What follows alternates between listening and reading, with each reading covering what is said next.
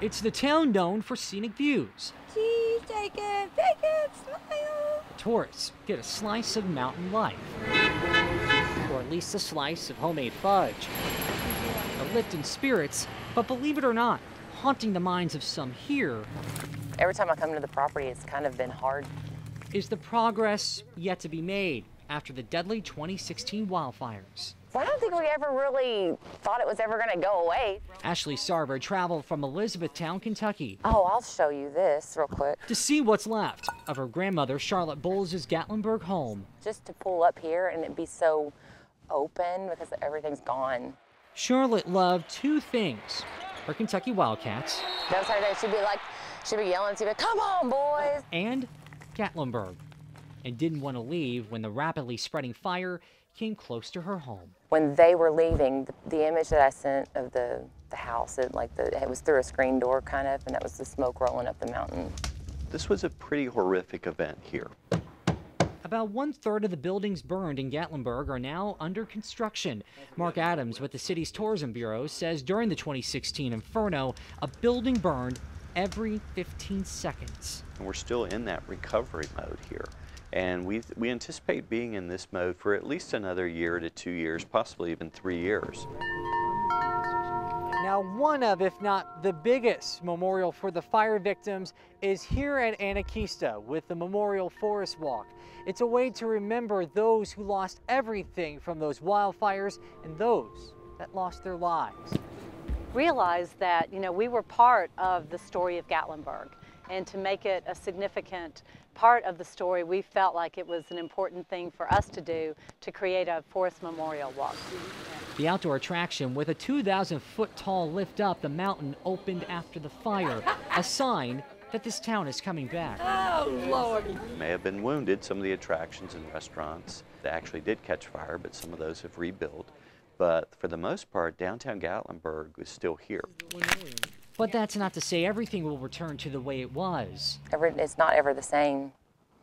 Everything's gone. Ashley's grandma will never get to see her house rebuilt. Charlotte Bowles was in hospice care in this very home at the time of the fire. She died in March. It wasn't sad for the things that she had lost, but it just broke my heart that she lost everything right at the end.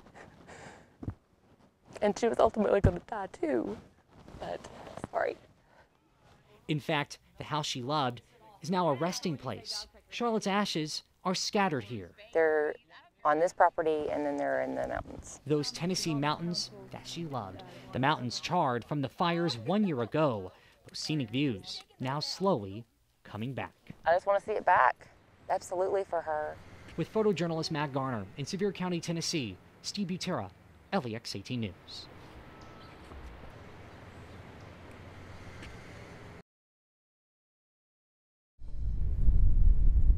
At 2,700 feet atop Pine Mountain, the rugged terrain and breathtaking views roll on as far as the eye can see.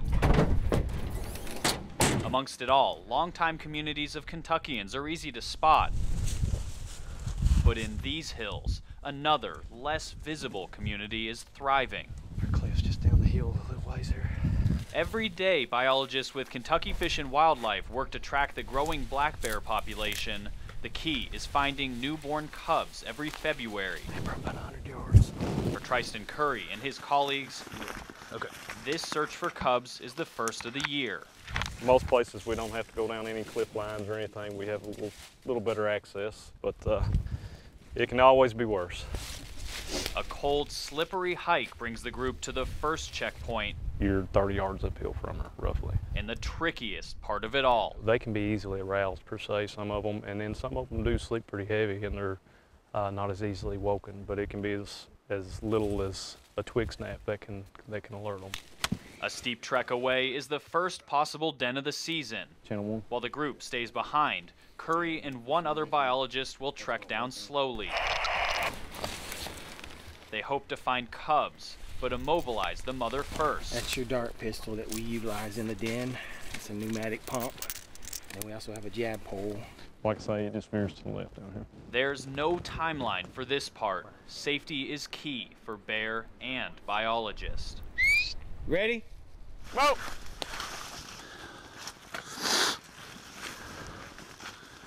After about an hour of slowly approaching the den, the mother ran off, leaving the cubs inside. The biologist found these 3 cubs only a few weeks old, and the mother at this point is up there waiting to come back, so the biologists have to work quickly. Yeah, so what we do is we count them and then we sex them as well. In this den, Curry finds 2 boy cubs and a girl. The cubs are very vocal all through the early stage in the den like this. He works to tag them, a process the cubs don't like, but will forget quickly. It'll let us identify this guy later in life. If he ever shows up somewhere, it'll help us see how our population's doing. After more den visits, wildlife officials can see valuable trends that affect everything from hunting season to human-bear interactions. This is where we want the bears to stay. You know, this is their home. We share it with them.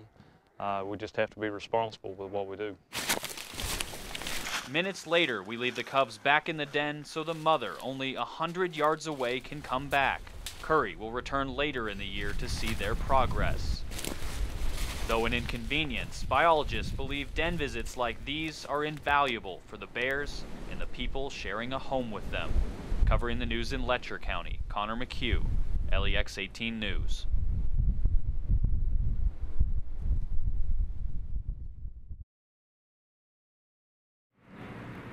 Nobody's giving y'all opportunity because who we used to be.